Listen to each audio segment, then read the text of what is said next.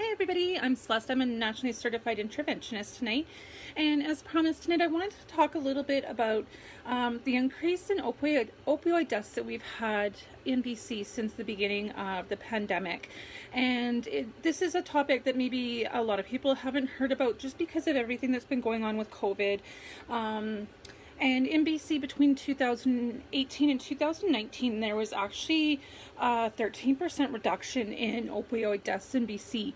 And since June, we've seen a 138% increase. Or in June of 2020, there was a 138% increase in opioid deaths from June of last year. So this is obviously something that's very disturbing and startling, and maybe something that you haven't heard a lot about. But I think with the pandemic going on, it's sort of created a perfect storm for this to happen.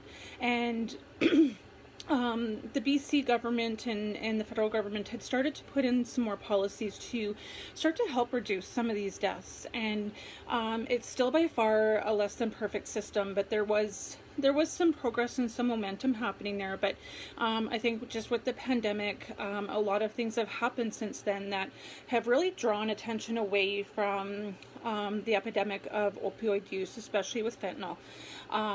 And so I think a lot of times with the public health crisis that's going on with COVID, it's drawn some of the public health attention away from the huge opioid crisis that's going on, not just in BC, but across North America.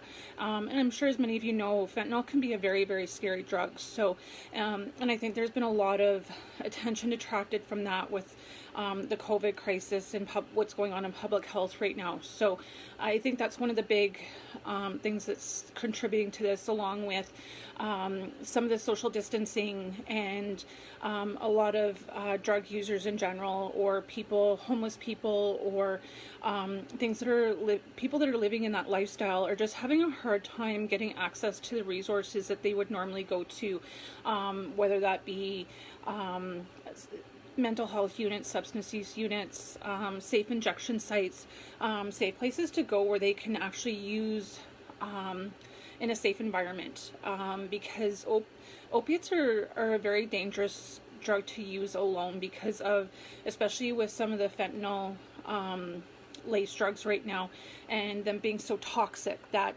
overdoses can happen very, very quickly. And so oftentimes drug users are really encouraged, if they are going to use with another person, so that if an overdose happens, they can quickly get Narcan administered to start to counteract some of those overdose impacts. So I think that's really contributing to that. And there's also, I think, with even a lot of the travel restrictions between the US and Canada, there's just been a huge increase in the level of toxicity in some of these opiate drugs that are getting into Canada, and it's, filtering into the drug use community. And, unfortunately, that's causing a huge spike in overdose deaths in BC and in other provinces, and I'm sure in the US as well. And just with the introduction of fentanyl, it's just such a highly toxic, dangerous drug, and so many other drugs are being laced with it now. It's not just heroin. It's being laced into pot and cocaine and all these other drugs, and a lot of times drug users don't even know what they're getting a lot of times. So that's a really big component as well, is they think that they're getting one thing and they're really getting something laced with fentanyl. So it can be a very scary thing that's going on. And a lot of times there's a lot of new opiate users out there now with the fentanyl crisis, and maybe moderate users are using a lot more, so that's really added to all this. So it's really created a perfect storm, and it's created a very dangerous situation and a very dangerous lifestyle. And I've worked with and it's so hard, because there's two different camps on this issue. And one camp is people that are really have that stigma about drug use and what's going on, and saying that these people are choosing to use drugs, and that's the inevitable outcome. And then there's the other camp that really sees that we need to start putting more resources into helping this problem. And that's the camp that I'm really in, because I think, especially because I've worked in treatment centers, I've worked in mental health, I've worked on the front lines with a lot of these people that use drugs, either in active addiction or active recovery. I've worked with both groups of people, and what I really see when I talk to these people are real people. And a lot of these people are very intelligent, they're very talented, they're very resourceful. I think people that are in active addiction have to be resourceful to continue to get their drug of choice. And some of the things that I see these people doing, it's illegal, but I'm thinking, wow, that's actually really, really resourceful. And I always think, if these people could apply that resourcefulness and their street smarts and even their intellectual smarts into getting well, these people could really contribute to society. But a lot of times people don't see that. They just see somebody that's potentially homeless and using drugs and committing crimes and taxing our health system. But if we could get these people into recovery and get them well and get them treated for their substance use disorder and their mental health disorders and underlying trauma, it really, there's so much potential in these people. And that's a lot of times what I see in working with these people.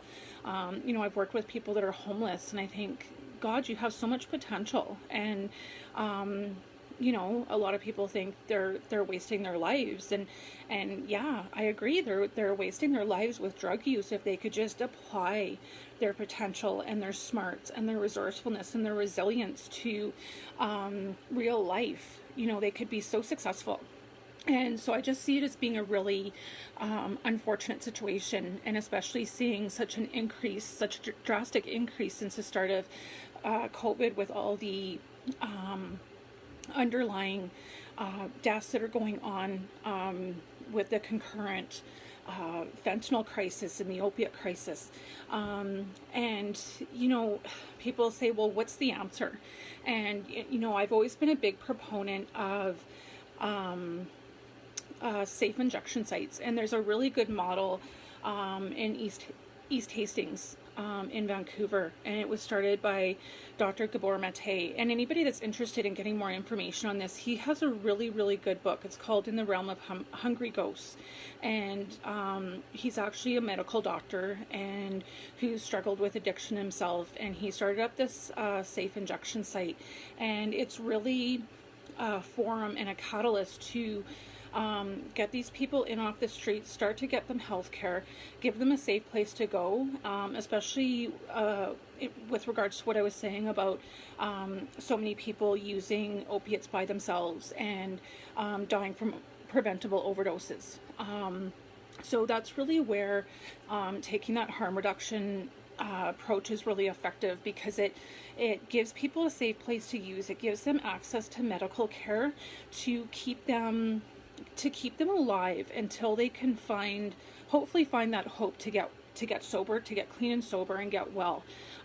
So if any of you guys are interested in reading about that model, it's a really amazing model for starting to treat addiction and some of the underlying medical concerns and some of the underlying mental health concerns that go along with it. It's a really great read, and there's a lot of scientific knowledge there, because it does come from a medical doctor, a very reputable medical doctor. So I'll post that link in the description as well if any of you are interested in giving that a read. It's a really good read.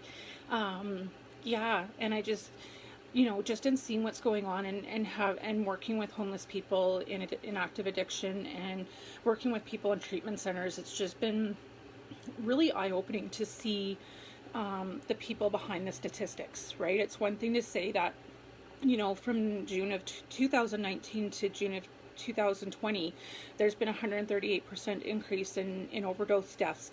It's just a statistic at the end of the day. And statistics are really I mean, they give us an idea of what's going on, but it doesn't give us an idea of the individual people that are struggling underneath that number.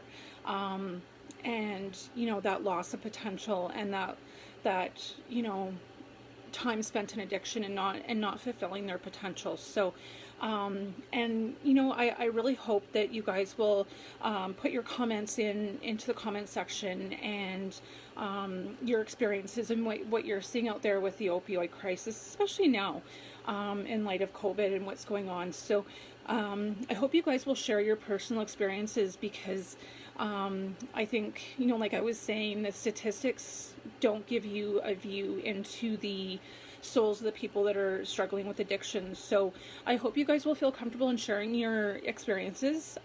If you guys would like to share your experiences even anonymously, you can send me a message and I can post it for you, and just say from an anonymous, somebody that wants to remain anonymous, because I'd really like to hear about some of those experiences, and I'm sure other people would like to see that insight as well. So please feel free to comment and share about your opinions about what's going on right now. And thank you for tuning in. This is a topic that's near and dear to my heart. So I hope you guys will comment, and have a great night, and stay safe out there. Yeah, and be willing to, you know, get help if you're in active addiction. Be willing to reach out and get help. You know, I know it's a scary phone call to ask for help. Or if you know somebody that's in active addiction, you know, reach out and get that support. And, you know, I know it's a scary and vulnerable place to be, but, you know, find that safe person that you can start to talk about getting help with, and stay safe out there, everybody. Have a good night.